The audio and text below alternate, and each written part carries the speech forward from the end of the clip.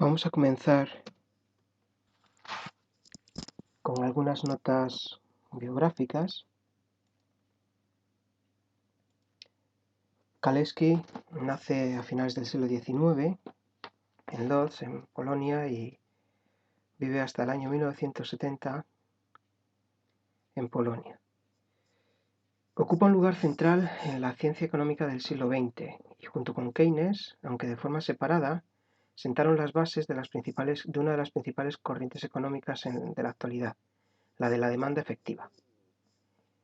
Su origen, nacionalidad, raza y creencias a nivel económico impidieron que se le reconocieran ampliamente sus aportes a la economía. Provenía de una familia judía, humilde, de un país en desarrollo, Polonia, que posteriormente formó parte además del bloque soviético, donde las críticas eran bastante penalizadas. Por razones económicas no pudo terminar la carrera de ingeniería, pero esos estudios de ingeniería le dieron una base matemática y estadística muy fuertes para el desarrollo de sus modelos. Empezó a trabajar en asuntos relacionados con la economía. Él se considera autodidacta en materia económica. Sus reflexiones teóricas vinieron determinadas por los momentos que estaba viviendo en la crisis de los años 30 para intentar explicarla,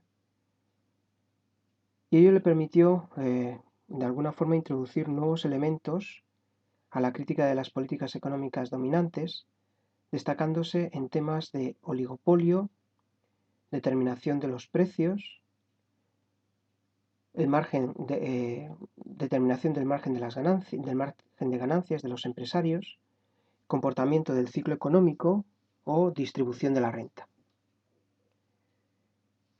En el año 1933 lanza su primer artículo en el que expone un modelo económico para los ciclos, que no tuvo demasiada repercusión por estar publicado en polaco.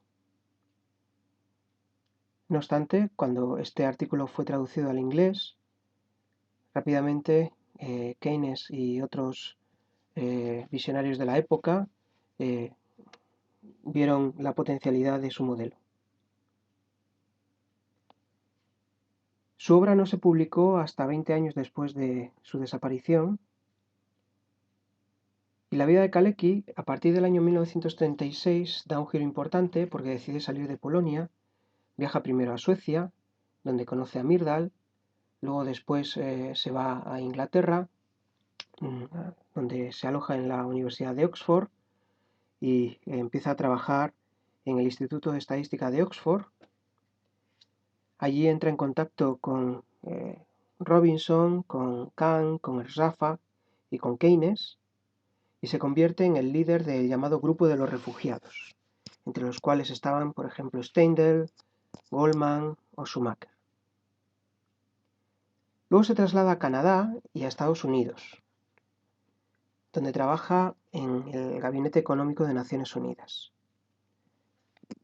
Luego, en el año 55, vuelve a Polonia y empieza a trabajar para el gobierno. Compagina sus tareas administrativas con la Universidad de Varsovia, donde empieza a dar clases. Allí consigue formar un importante grupo de economistas, entre los cuales, pues, por ejemplo, se encontraban Braid, Landau o Sachs. Algunos de ellos empezaron a trabajar con él también en el ministerio, en la época en la que estaba gobernando Gomelka en Polonia. Posteriormente, en Polonia se producen algunas purgas políticas, le quitan de la oficina de planificación, echan a algunos de sus colaboradores y él decide pasar a un segundo plano y dedicarse ya única y exclusivamente a la universidad.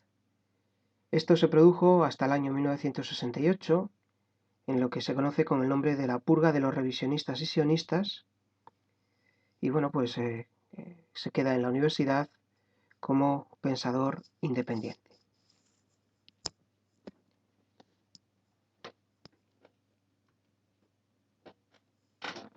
¿Qué enfoque tiene Kalecki? Bueno, pues Kalecki es marxista fundamentalmente, pero también tiene algunas pinceladas de algunos autores clásicos. Se puede reconocer leyendo sus obras algunas influencias de David Ricardo y de Malthus, en dos sentidos. Él, siempre preocupado y mucho por la demanda, asume la teoría de Ricardo, sobre todo la vinculada a la explotación de la tierra y la explotación agraria, y asume también algunas de las hipótesis de Malthus, pensando que para la demanda efectiva puede ser un problema la escasez de oferta en algunos sectores, como por ejemplo el sector agrícola, que eso podría generar desequilibrios entre sectores económicos, afectar a los precios y con ello a la demanda efectiva.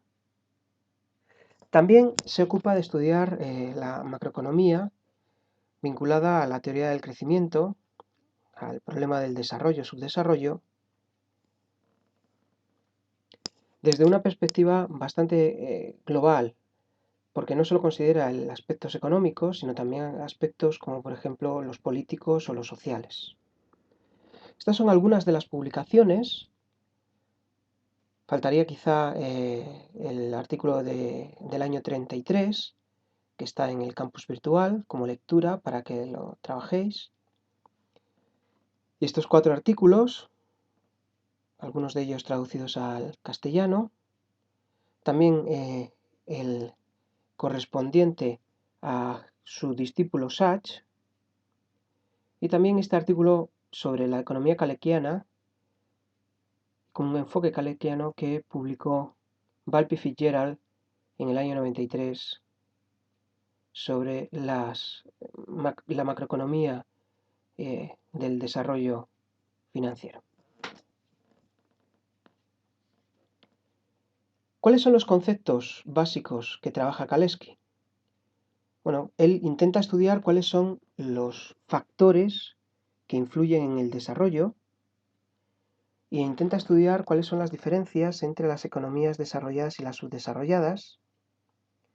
También habla o estudia las economías subdesarrolladas mixtas, con sistemas de planificación y sistemas capitalistas.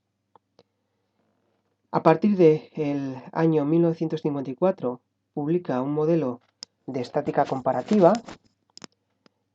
y ya en sus últimos años intenta se da un poco por vencido a la hora de estudiar los elementos vinculados al desarrollo de los precios, a la situación de los precios,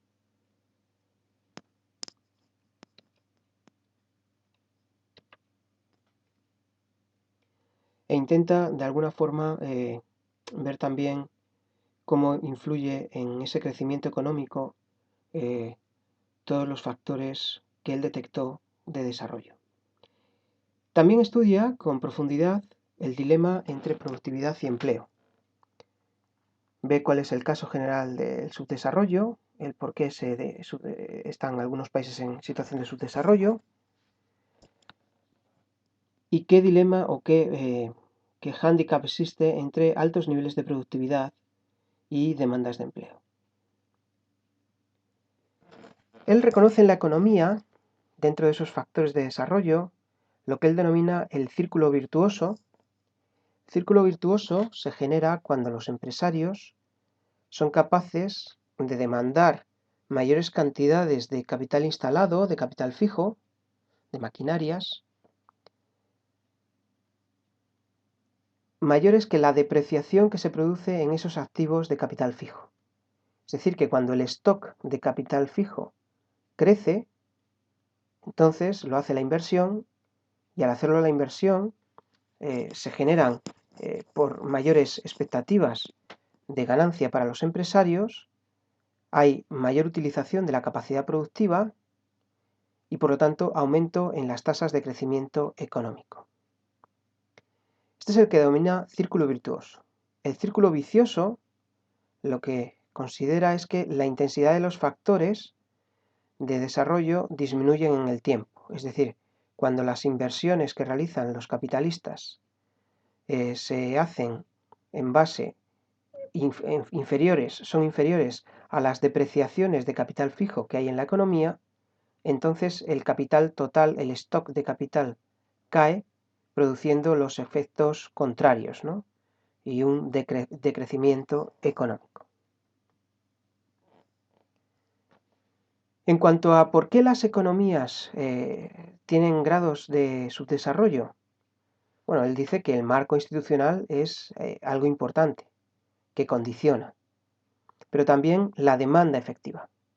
¿Y por qué la demanda efectiva es inferior a la demanda potencial efectiva?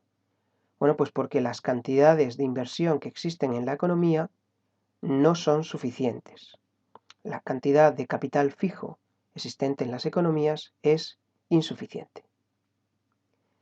Sin embargo, un rasgo que detecta es que el potencial de crecimiento, debido a que la incorporación de ese capital fijo sería tremendamente productiva en los países subdesarrollados, puede generar mayores potencialidades de crecimiento que en las economías desarrolladas. También habla del crecimiento desestabilizador y de los cuellos de botella, ¿no? Cuellos de botella donde aplica precisamente las teorías clásicas de limitación de la oferta vinculadas a Ricardo, siempre que no se produzca progreso tecnológico, y a Malthus.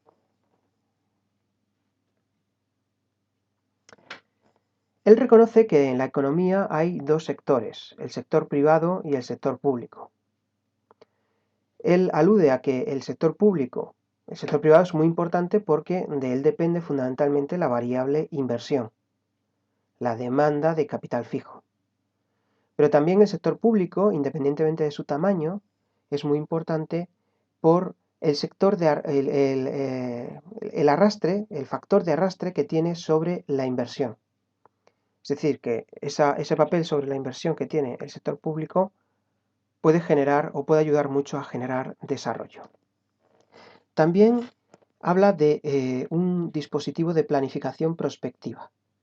No se refiere a un sistema de planificación como los que existen en los países del este, en los que existían en los países del este de Europa o de la Unión Soviética, que eran sistemas de planificación quinquenales en los que los objetivos de producción se fijaban como markups de las producciones anteriores, sino que una planificación prospectiva, él habla de que lo que hay que establecer son los goals, los objetivos, y en base a esos objetivos intentar cuadrar el círculo, es decir, intentar mover variables para conseguir los objetivos que no necesariamente tienen que ser cuantitativos y en términos de producción, sino que pueden ser de otro tipo.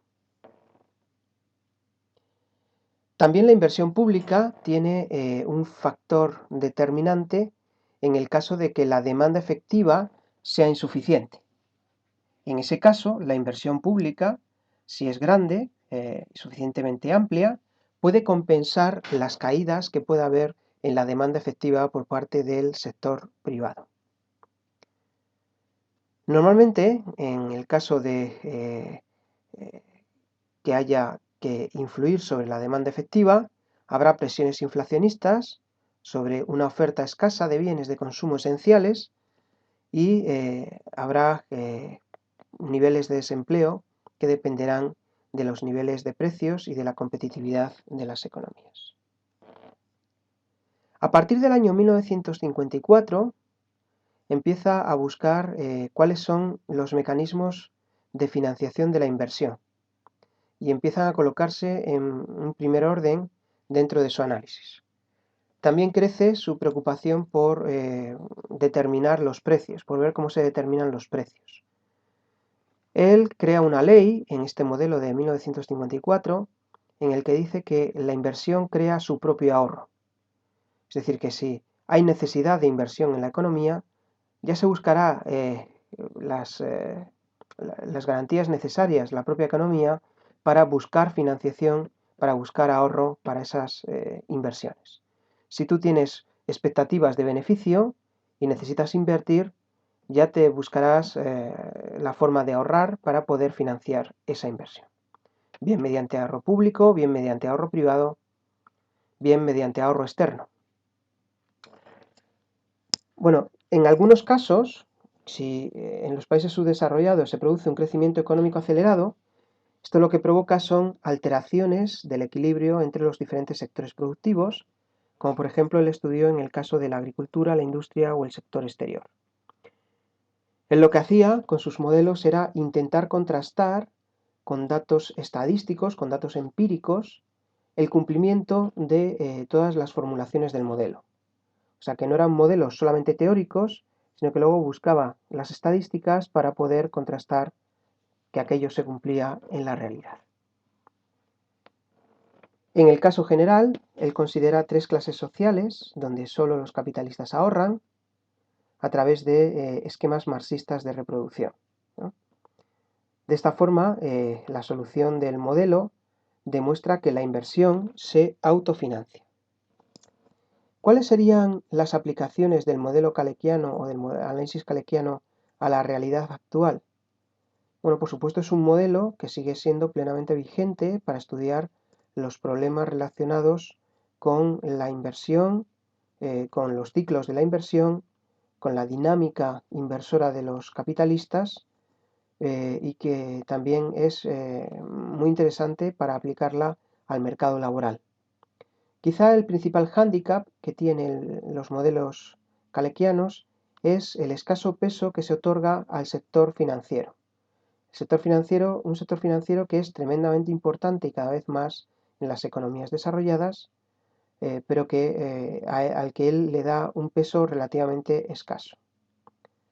Por supuesto, estudia problemas de subempleo, cómo incentivar la demanda efectiva y cómo establecer los ciclos económicos. Los ciclos económicos fundamentalmente a través de los impulsos que reciban vía inversión y vía innovación, ¿no? La innovación es otro de los elementos clave en la estructura kalekiana.